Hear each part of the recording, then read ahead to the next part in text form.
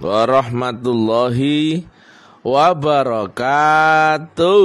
Waalaikumsalam warahmatullahi. Alhamdulillah. Alhamdulillahi rabbil alamin. Wassalatu wassalamu ala asrofil anbiya'i wal mursalin Sayyidina wa maulana Muhammadin wa ala alihi wa sahbihi ajmain. Ketemu lagi dengan Mr. TM dengan kuliah luar biasa ya, tentang metodologi metafisika tasawuf eksakta ilmiah, bertempat di kampus Taklim Makrifat Gresik Balong Panggang. Judul yang kita angkat kali ini adalah apa bun? Teknik dimensional dalam agama. Teknik dimensional ini sebenarnya istilah kunonya namanya Mi'raj ya. Orang di luar sudah gak ngerti Mi'raj itu, caranya, syarat rukunnya, kemudian prosesnya sudah gak ada yang ngerti. Bahkan dianggap mereka yang bisa Mi'raj cuman Nabi. Nabinya bilang as-sholatul mi'rajul mu'minin. Tapi kita percaya Nabi saja ya, jangan percaya mereka ya. Karena mereka bodoh, gak ngerti, gak tahu caranya, menganggaplah itu mukjizat, keliru ya. Mukminin adalah jamak daripada orang-orang mukmin. Siapa orang mukmin? Orang beriman. Siapa orang beriman? Orang yang mendapatkan nur kitab dan nur iman. Siapa itu mereka? Yang dibaiat. Jelas ya? Lebih jelasnya baca di Asyura 52, jelas sekali itu. Nah, sebetulnya kita telah melewati ayat-ayat Allah itu hari demi hari, setiap hari. Kamu tiba-tiba dibangunkan di setiap harimu. Kamu juga tiba-tiba ditidurkan. Kamu ada, kamu nggak tahu dari mana, betul nggak? Dan kamu hilang juga nggak tahu kemana, ya enggak loh? Tiap hari kau tertidur dan tiap hari kau bangun tidur, kata Mbah Surip. Betul apa enggak? Dunia yang ruwet ini, yang di sini kita gesek-gesekkan, sikut-sikutan untuk cari makan, sampai kita bermusuhan, gegeran. Ternyata begitu tidur, hilang. Anak istrimu, pekerjaanmu, harta bendamu, statusmu hilang saat kau tidur. Dan saat terbangun ada lagi. Kamu bisa ada, bisa tiada, betul ya? Hanya masalah kesadaran. Ketika kau sadar, kau merasa ada. Tetapi saat kau tidak sadar, maka semuanya menjadi tiada, betul ya? Bahkan tiadanya bukan tiada seperti kita nggak punya apa lagi, enggak. Hilang semuanya. Duniamu hilang, ilmumu hilang, dirimu pun hilang, sudah hilang. Setiap hari seperti itu. Ya. Inilah gambaran kamu nggak pernah ingat kematianmu dan nggak pernah tahu kelahiranmu. Kamu tiba-tiba ada. Berarti sebetulnya yang ada hanyalah hari ini saja. Yang nyata adalah hari ini saja. Maaf saya tanya, yang kemarin nyata enggak? Kehidupan kemarin bagi hari ini nyata enggak? Tidak. Kehidupan nanti nyata enggak? Tidak. Nah, ngeri ya. Ada seekor kucing. Waktu hidup dia mengeong-ngeong, meong, meong, makan, ada anak dan sebagainya saat hidup. Begitu dia mati, dia menjadi bangkai. Di mana dia kemudian? Di mana kesadarannya? Padahal awalnya dia nyata ya, betul ya. Kemudian mati. Lu yang ada tadi kemana? Kau punya orang tua dulu ya. Kemudian ketika dia berpulang, maka dia pun hilang.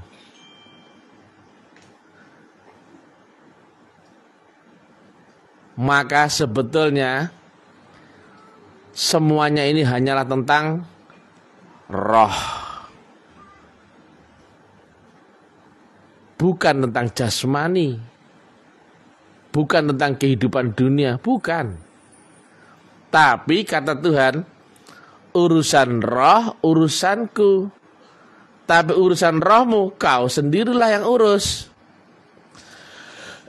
Jadi urusan roh itu berlapis-lapis. Ada roh berwujud manusia, roh berwujud kucing, roh yang ada di alam jin, siluman, mambang, peri, dewa-dewa, genderuwo, toyol, kuntilanak, pocong, gerandong dan sebagainya. Kemudian tanaman, benda dan sebagainya. Menjadi ayat-ayat di dalam hidupmu. Tapi nggak usah kau pikir. Kau hanya fokus tentang dirimu sendiri. Nah, sebetulnya sebuah kelahiran ya, kau lihat bisa kepada orang lain ya. Setiap kelahiran itu kata Nabi membawa catatan karma di lauh mahfudz, betul ya? Atau kata Hindu Buddha membawa reinkarnasinya. Berarti kehidupanmu yang terjadi itu karena kau belum pulang sempurna kepada yang maha roh. Maka berarti apa sih yang inti yang harus kita kerjakan?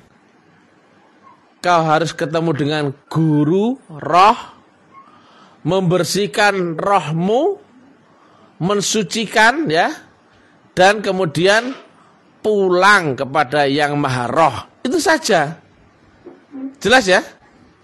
Saya ulangi lagi ya. Walaupun kau terlahir dengan badan jasmani, maka inti dari semua yang harus kau hadapi di dunia ini adalah dari jasmani kau harus masuk ke alam roh, membersihkan rohmu, mensucikan dan menyempurnakan agar bisa kembali pulang kepada yang maha roh. Roh pulang kepada yang maha roh, jiwa pulang kepada maha jiwa. Selesai semua. Walaupun tetek bengeknya ya, berupa sholat, ngaji, ibadah, tapi intinya cuman roh pulang. Jelas? Nah, itu bukan ranah dirimu ya.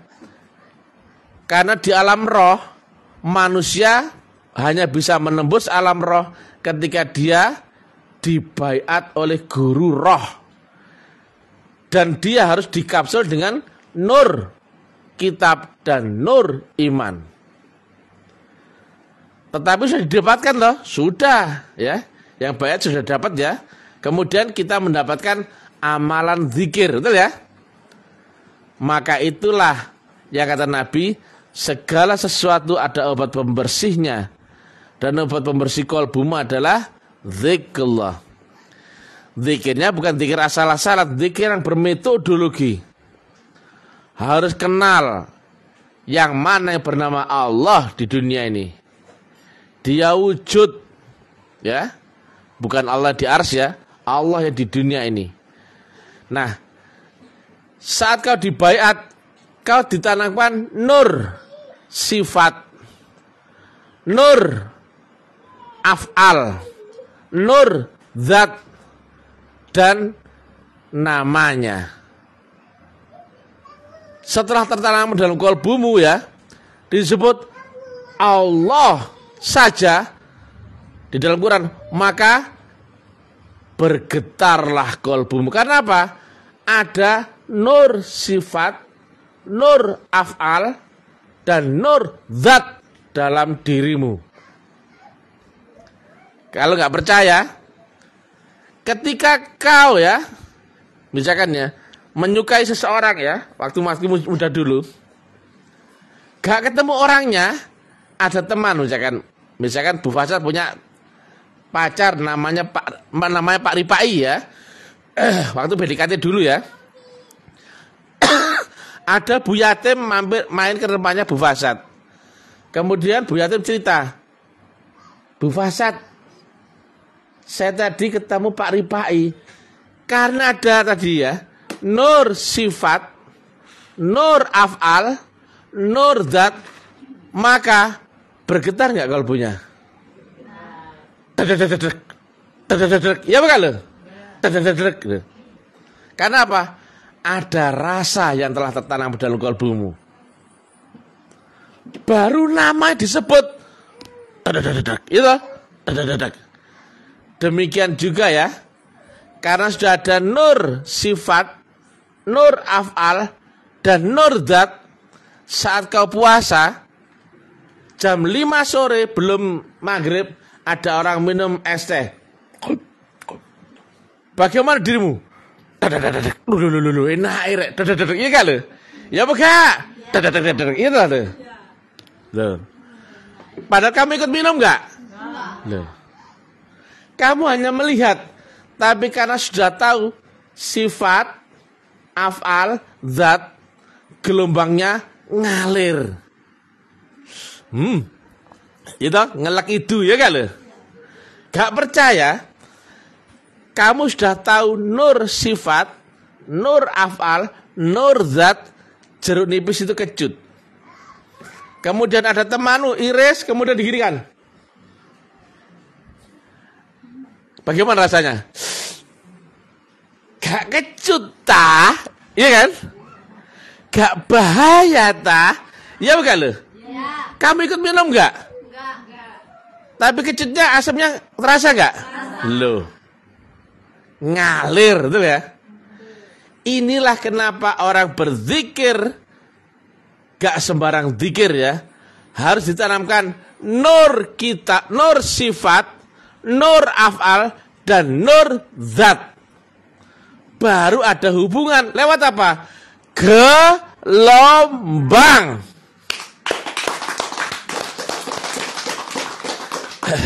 Bayangkan bagaimana kira-kira orang yang nggak ditanamkan nur sifat, nur af'al, nur zat, kemudian zikir la ilaha illallah, la ilaha illallah, la ilaha illallah. Gak ada hubungan. Siapa yang bernama Allah? Gak ngerti. Sudah tahu siapa yang bernama Allah di dunia? Sudah tahu, itulah syahadat. Orang sekarang ditanya, yang mana bernama Allah di dunia ini? Belas gak ada yang bisa jawab kok. Lalu terus aku kudu piye? Aku protes ya, sapa gak harus ngerti. Protes ke Majelis Ulama India, gak ngerti. None organisasi Kamandia, gak ngerti. None tarekat-tarekat abal-abal, gak ngerti. Laporan Batman, gak ngerti. Biasa aku dakwah biasa wae, tapi gelombang tsunami daripada dakwah orang taklim ma'rifat akan membumi hanguskan seluruh pemahaman yang salah akan agama. Rasakno kon. Ini nggak bisa kau bantah, tapi kau nggak mampu menerima, meletek ndasmu. Sekarang tak buyar semua pemahaman. Semua sudut pandang buyar kalau ini kita dakwahkan terus menerus ini. Karena ini ilmiah logik tinggi ya. Jelas ya? Jelas. Nah, Allahnya di sini ya. Kalau di sini, maka berhubungan dengan metafisika ultra, kau harus lewat alamat channelnya. Betul nggak saat kau sholat, kau disuruh menghadap ini? Bukan ini loh ya, tapi ini. Ini wajah tuh, wajihia. Bukan ini wajahku kepada Allah, bukan. Wajahnya. Jelas? Lah orang nggak tahu wajahnya itu ngadep siapa coba? Begitu Allahu Akbar. Kunci, utang, jemuran, pekerjaan, anak, sandal, HP dan sebagainya. Ya apa lho? Wes gak usah mau bujui, gitu. Jujuro. Karena kamu nggak tahu yang mana wajahnya Allah, maka kau pasti angan-angan selain wajah Allah itu. Terus pasti gak mungkin gak. Entah itu seolah-olah dilihat moto gede, cahaya, no ngarepe Ka'bah, tulisan Allah, macam-macam. Tapi kan angan-anganmu sendiri. Beda ya.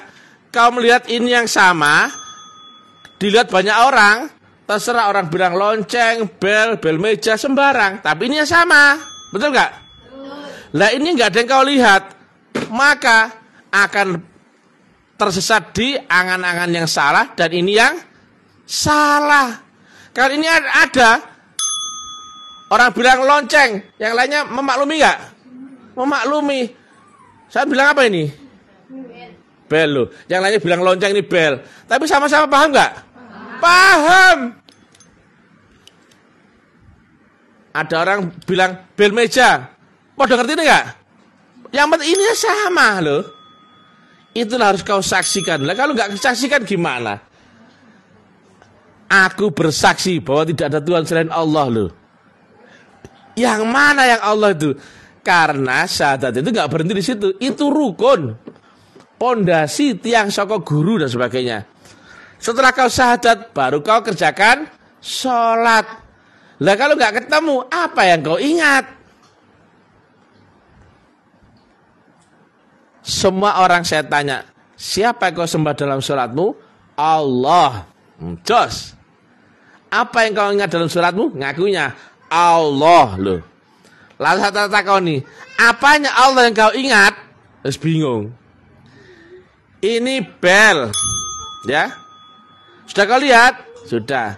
Sekarang ya, tak delik no. Apanya bel tadi yang kau ingat? Ayo. Bunyinya. Bentuknya, ya toh? Warnanya, lo jelas toh? Sekarang saya tanya, apanya Allah yang kau ingat? Lola, celulu. Loh, mosok ngono iku wong Islam iku goblok apa blongor? Iya toh? Parah ya? Nah, parah sekali ya. Jadi ya, dari alam dunia dengan terbatasnya duniamu, akalmu, panca inderamu, nggak mungkin kau sampai ke hadirat Allah Ta'ala, nggak mungkin. Dari sini, ya, mau komunikasi hubungan dengan anakmu yang di Malaysia, nggak mungkin dengan kemampuan panca inderamu, ya kan? Maka harus pakai teknologi loh. Kamu dengannya di Malaysia sih juga mungkin kok, apalagi mau ke Ars ya. Nah, teknologi yang di alam metafisika pasti ya dengan menyamakan frekuensi dan gelombang itu tok. Maka sebetulnya kau bertelepon pada dia, bukan kau telepon dia, tapi kau telepon, kau hubungi dulu channelnya. Dan waktu ngomong ya, waktu ditelepon ya, bukan suaramu yang merambat loh ya, bukan. Padahal ya, saat kau bilang Assalamualaikum, dia dengar nggak? Langsung? Maka dia langsung menjawab, Waalaikumsalam. Lagi apa ini? Habis mandi. Jelas ya? Bukan suaramu yang mengalir sebetulnya. Suaramu ini dirubah menjadi getaran. Dan getaran itu merambat lewat frekuensi yang sama. Getaran merambat disebut gelombang. Lewat frekuensi yang sama. Maka di sana itu akan diresonansi, divibrasi oleh speaker. Maka getaran tadi menjadi suara. Loh, enak toh? Langsung enggak? Langsung. Berarti hubungan dengan penghantar sifatnya langsung. Tapi kalau pengantar tidak langsung. Kalau pengantar berarti ada di jangkauan panca inderamu yang mengalir ke sana. Misalkan ya, saya titip lemper, arahkan ke sana, masih rupa lemper. Jelas? Saya kirim video ya. Apa misalkan ya yang masih terlihat masih berupa panca indera, jangan panca indera, dibawa ke sana, itu namanya pengantar. Rupa paket. Tapi kalau paketnya dirubah menjadi gelombang, itu penghantar. Jelas? Kalau perantara, pengantar, sistem calo nggak itu? Calo.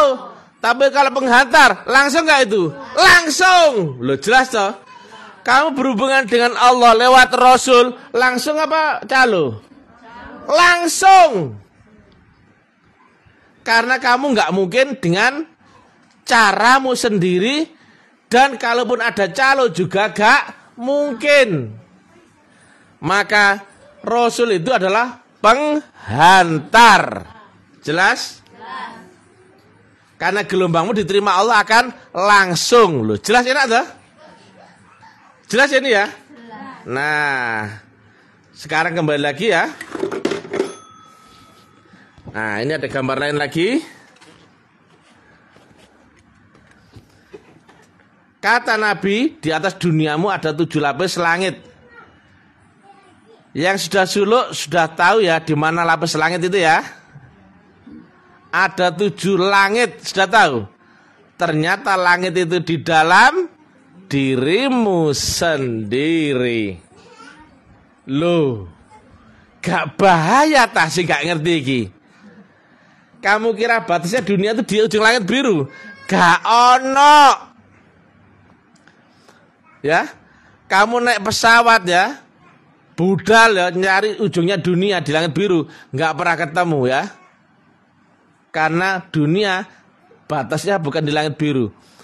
Tapi begitu kau tertidur, hilang nggak duniamu? Hilang. Berarti dunia batasnya adalah di kesadaranmu sendiri. Jelas? Nah, kata Nabi, ada berlapis-lapis kesadaran. Di atas duniamu ada 7 lapis langit lagi. Berarti sama seperti kehidupan dunia, tapi ada 7 lapis dimensinya. Nah, ini ada gambaran ya. Ini dunia ke sini. Ini akhirat ada 7 lapis. Coba gambarnya nggak cukup ya. 1, 2, 3, 4 ya. Kau di sini jasmanimu, gelombangmu yang bisa naik itu mi'raj. Caranya mi'raj sudah dikasih tahu belum? Sudah. Berkorban, berjuang, berabdi, mati-matian, habis-habisan sampai akalmu lumpuh.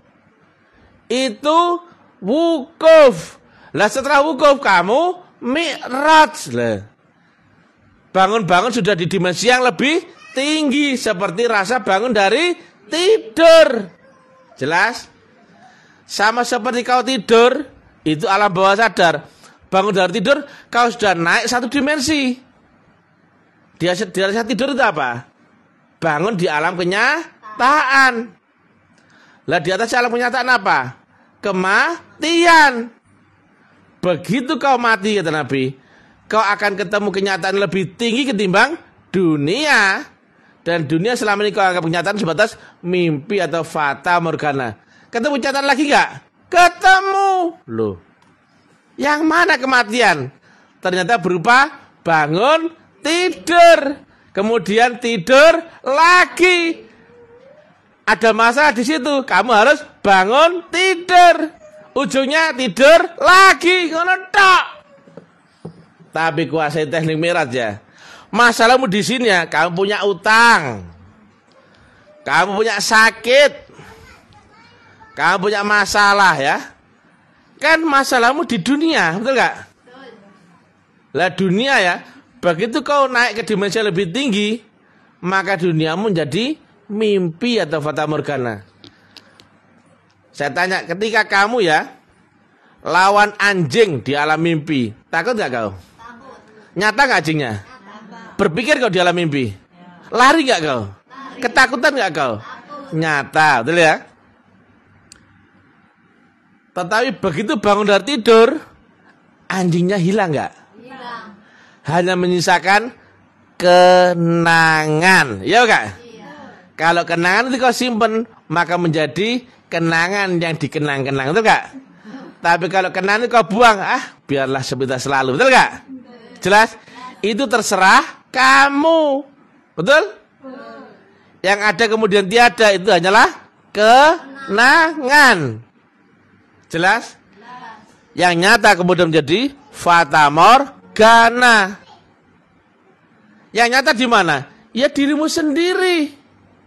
Dia sudah nggak ada, sudah hilang. Dia menjadi fata morgana kembali. Nah, saya tanya, tadi lawannya anjing, sekarang lawanmu utang, penyakit, masalah di alam mimpi. Bagaimana cara supaya kau terbebas penyakit, utang, masalah dari mimpi? Yo tangi yo, ngono ta lho. Cek gampang rek. Tapi kalau orang nggak tahu caranya, yo budek gitu ya gak lho. Gamblang kayak ini. Nah, ini dia. Jadi inilah teknik dimensional di dalam agama. Kau sudah menguasai semua. Saya tanya, dari dunia kau bisa masuk akhirat? Sudah. Dari akhirat kau bisa naik ke dimensi lebih tinggi? Bisa. Ya. Gambarnya mana kemarin ya? Bentar. Nah ini. Bentar.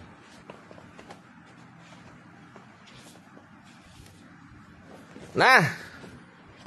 Saya buang dulu ya.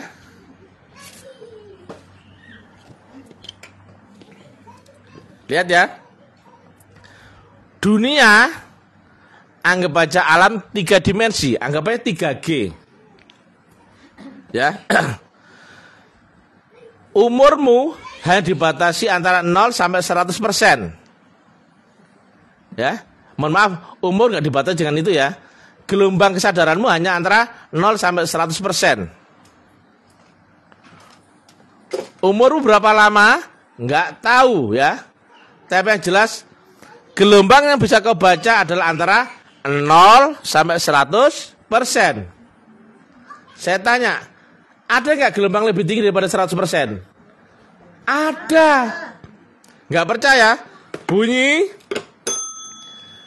didengar orang namanya sonik, betul? Saya tanya, lah ada nggak ultrasonik? Ada, tapi nggak bisa kau dengar, betul nggak? Contohnya yang bisa mendengar gelombang ultrasonik bunyi ya, adalah kelelawar. Yang infrasonik adalah jangkrik. Ya, jangkrik beneran. Jangkrik itu infra ya, kalau kelelawar itu ultra. Tapi dua-duanya nggak bisa didengar oleh manusia. Desibelnya yang bisa terbaca adalah sesuai dengan kemampuan telinga mendengar. Tapi ada nggak ultrasonik? Ada nggak infrasonik? Sekarang cahaya, ada nggak yang disebut violet? Ada nggak ultraviolet? Ada nggak infraviolet? Loh. Nah sekarang sama aja, dimensi. Ada nggak dimensi di atasnya manusia? Ada nggak dimensi di bawahnya manusia? Ada. Tapi dimensi di dunia, kamu hanya tahu ini saja dunia ini. Tapi ini banyak di atas dimensimu, kamu nggak tahu. Gelombangmu nggak bisa membaca. Jelas? Kamu hanya bisa membaca gelombang dimensi yang hanya 3G. Paham? Tapi 4G ada nggak? Ada. Tapi kau nggak bisa masuk, nggak bisa berinteraksi. 4G dipelajari di alam dunia 3G adalah fata morgana atau abstrak, betul nggak? Akhirat bisa nggak dibayangkan orang lain? Nggak bisa. Masya Allah, akhirat itu gambaran saja ya, betul ya?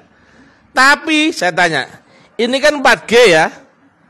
Kalau ya HP-mu di-upgrade ya dari 3G menjadi 4G, maka akhirat yang 4G terbaca nggak olehmu? Ya, saya tanya, kamu awal 3G ya, alammu cuma bisa membaca kenyataan di alam 3G. Kalau kamu di-upgrade ke 4G, maka kamu bisa ke sini nggak? Bisa. Ini menjadi nyata nggak? Nyata. Karena apa? Gelombang alamnya dan alat membaca gelombangnya sama. Saya tanya ya sekarang. Kamu sekarang ya saat sadar bisa masuk ke alam mimpi sekarang ini? Gak bisa ya, betul gak? Tapi kalau kamu tertidur, gelombangmu menjadi gelombang alam bawah sadar, bisa gak masuk mimpi? Bisa. Lah kenapa? Gelombangnya cocok, betul apa gak? Betul? Lu ngono tok lho. Awalnya sekarang kau berkhayal mimpi, nggak bisa kenyataan toh? Mimpi, ya toh? Tapi begitu kau mau menjelang tidur dan tidur ya, kamu turun ke gelombang rendah ya, maka bisa masuk alam mimpi. Bisa. Ketemu kenyataan di alam mimpi, ketemu. Makanya kamu saat tidur dikejar anjing takut, betul nggak? Takutnya beneran apa enggak? Beneran, akalmu jalan? Iya. Betul? Tapi mimpi. Di alam mimpi nyata, betul enggak? Bangun dari tidur, kau ketemu gelombang lebih tinggi, kenyataan. Mimpimu hilang enggak? Hilang. Loh. Saya ulangi lagi ya. Kemampuan sekarang kan membaca gelombang 3 dimensi ya. Alam 4 dimensi, 4G, bagi orang lain adalah angan-angan, cerita fiktif ya, karena nggak bisa masuk. Nah, kalau kamu sudah ditanamkan alat membaca gelombang lebih tinggi daripada 4G, maka bisa masuk akhirat. Saya tanya, waktu kau tidur baiat, sadar nggak? Loh, jasmani mengorok loh ya. Sadar? Sadar nggak? Loh, yang jagain kamu tuh ngorok. Betul enggak? Kok katanya kamu tuh enggak tidur loh, jika anda sadar. Berarti gelombangmu telah naik. Dan kau bisa merasakan alam di atas kematianmu dengan sadar. Jelas? Maka kubur menjadi kenyataan. Betul enggak kata Nabi? Cocok. Itu 4G. Sekarang 5G. Alam barzah dibicarakan oleh ahli dunia adalah fiktif. Dibicarakan oleh ahli kubur adalah fiktif. Tapi kalau kau ditingkatkan lagi gelombang kesadaran ke gelombang 5G, maka saya tanya, kau akan rasakan barzah kenyataan enggak? Kenyataan. Ayatnya adalah contohnya ya. Pada hari itu bukan lagi mulutmu yang berkata-kata, tapi tanganmu. Dan yang memberikan kesaksian amalmu dahulu adalah kakimu. Ternyata itu saat kamu suluk loh. Mulutmu terkunci kan? Tanganmu yang berzikir ya. Betul gak? Berkata-kata. Kakimu bersaksi akan amalmu dahulu. Aduh, iya gak lo? Teorinya itu di mana? Alam barzah, betul gak? Kau temui itu semua. Ketemu. Apalagi yang kau cari? Alah. Barzah kenyataan gak? Nah, saya tanya, itu ada orangnya itu Bu Yatim. Waktu baiat suaminya minta air sama Mr. TM yang brilian, baik hati dan tidak sombong. Minta air untuk ziarah kubur, kata. Ya enggak, ini ada saksinya, ada orangnya nih. Kemudian saya kasih air. Habis itu saya tinggal pulang. Ternyata waktu lebaran ke sini dia. Tuan guru, saya mau nanya. Waktu saya ziarah kubur itu, betul apa enggak? Saya lihat semua penghuni kuburnya bangun, minta airnya, lo enggak lo? Tolong, aku mau, ya enggak lo? Dan yang dikasih adalah makam yang dituju tuh enggak? Nah, bapaknya. Kemudian dia cerita, ingat sebelahnya ada tetangganya baik hati, disiramlah pula. Yang lainnya itu tolong, dikucek-kucek matanya. Ya nyata. Dicubit-cubit dulu. Ya nyata. Sampai dia menangis, ya enggak loh? Loh, ini ada istrinya loh ya. Ternyata air itu tembus ke alam kubur. Nah, air itu karena dari mana? Dari sumbernya Allah Ta'ala. Maka secara teori, saya tanya, air itu tembus ke kubur enggak? Tembus ke barzah? Tembus ke alam malakut? Tembus ke jabarut? Tembus ke alam rohani? Tembus ke alam robbani? Tembus. Sama seperti ini ya. Ketika kamu mencari Prambors FM, kita nggak tahu di mana studionya, betul nggak? Tapi ketika kau tahu alamat gelombang channelnya, berapa gelombangnya? 100 MHz. Frekuensinya apa? FM. Maka kau setel radiomu. Nah, 100 MHz FM. Muncul nggak Prambors di radiomu? Ya. Berarti sekarang suara Prambors FM muncul di radiomu, betul nggak? Di sini ya, saya tanya, kau bawa ke kamar mandi, tetap muncul nggak ini? Muncul. Dibawa ke depan, muncul nggak? Dibawa jalan-jalan, muncul nggak? Dibawa kemana aja, muncul nggak? Kalau kau beranggapan mencari Allah dengan secara fisik, gak mungkin sampai. Tapi kalau kau mencari Allah lewat gelombangnya dan channelnya, dimanapun kau berada, kau pasti berhampir akan Allah. Tepuk tangan. Di dunia ketemu gak gelombang Allah? Ketemu. Di kubur ketemu gak? Ketemu. Di barzah ketemu gak? Ketemu. Dimanapun ketemu gak? Ketemu. Maka beserta Allah adalah beserta dengan gelombang dan frekuensinya, beserta channelnya. Jangan salah, kalau kau beserta channelnya, maka yang muncul di radiomu adalah gelombang 100 MHz, betul gak? Frekuensi FM, betul gak? Kalau kau beserta dengan gelombang nur Allah, kau sertakan dengan guru pembawa channelnya, betul gak? Bukankah itu Rabito? Bukankah itu adalah ini wajah tu wajah? Tepuk tangan. Loh, jelas toh? Nah, bagaimana nasibnya orang yang nggak tahu sifat wujudnya Allah di dunia?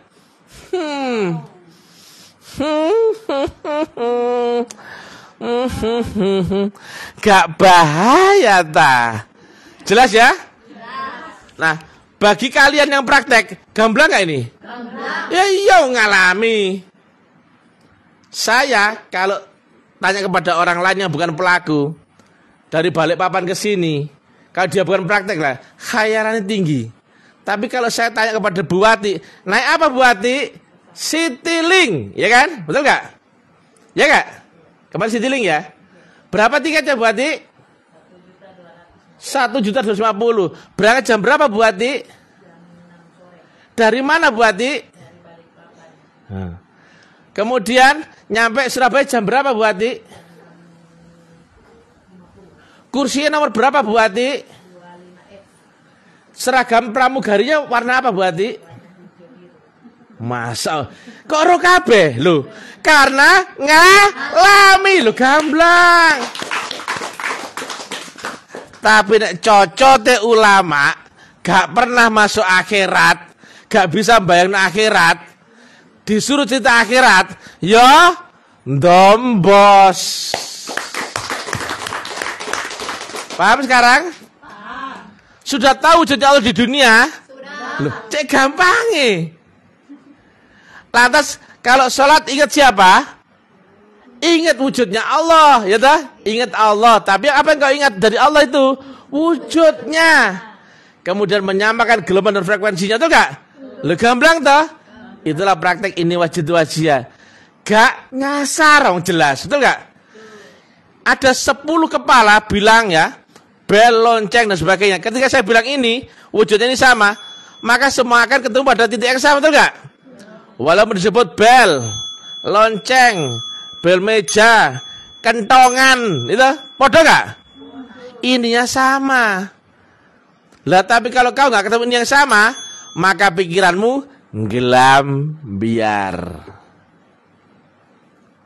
Ono cerita, Masya Allah, itu dari Balikpapan ke Surabaya, naik Citylink. Berapa harganya? 10.000. Tae, gak cocok, ya toh? Itulah yang mereka gak mungkin bisa jawab. Kenapa? Omongannya gak akan cocok. Pasti dusta, betul gak? Nah, gak akan cerita kayak apa? Buati tadi. Buati sudah ketemu ayat-ayat kodim. Apa? Karena pengalamannya. Lihat dari mana? Buka kitab. Masalah apa? Masalah ini. Isra Mi'raj. Buka. Ya kan? Oh, as-sholatul mi'rajul mu'minin, ya. Maka pertama ditanya, mana dalilnya? Berarti dia bukan pelaku. Dia pembaca yang baik, ya. Tepuk tangan untuk kalian, ya. Nah, demikian juga cerita naik pesawat. Pesawat sih kayak apa sih? Saya dibawa iki lho. Lho iku sepur goblok. Gak ono Balikpapan lo jauh Pak sepur itu congok ya. Nah itulah kenapa nggak mungkin ada orang bisa menerangkan makrifat secara metodologik ya. Karena dia harus pelaku dan harus ilmiah. Makanya tak geber semuanya bidak. Gak ada yang bantah kan? Loh, aku ngene masih sikil itu tak kira lo ya. Cok jancuk. Loh, ono tasing ngelawan. Gak ono. Sing bantah ono ta? Gak ono. Karena mereka gak siap. Apa yang kau ingat saat kau sholat? Gak ngerti. Di mana kau wujud Allah kau saksikan dalam syahadatmu? Gak ngerti. Mereka ternyata cuman pembaca cerita fiksi. Nah, Buati saya tanya, berapa jam sono ke sini? 1 jam 20 menit tuh, keren ya. Hafal semua ya. Yo ngalami. Itulah kalau dia hakul yakin ya. Auto. Perlu buka kitab enggak? Jawabannya, enggak perlu. Ada bagasi kemarin. Loh, iso jawab kabeh. Agamane pinter iki ya. Oh yo ngalami. Bagi dia biasa enggak? Biasa. Loh. Ngono ya. Beda kalau agama teori sama agama praktek. Kalau bagi saya agama praktek itu agama teori itu taek. Taek ya. Taek. Ya, jelas ya. Jadi sekarang nur yang datang dari sisi Allah dalam kepadamu bisa bikin kau masuk ke alam kubur? Bisa masuk ke alam barzah? Bisa semuanya. Bisa berambil-ambilkan Allah? Ya bisa wong nurnya Allah dewe. Tepuk tangan, Bro. Bisa Mi'raj? Bisa. Tutno saja mentormu. Siapa mentormu? Mr. TM.